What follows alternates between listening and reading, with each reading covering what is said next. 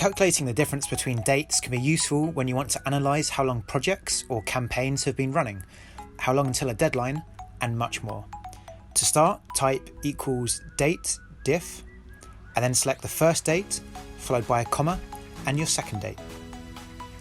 Next, type in Y, M, or D between quotation marks for years, months, or days.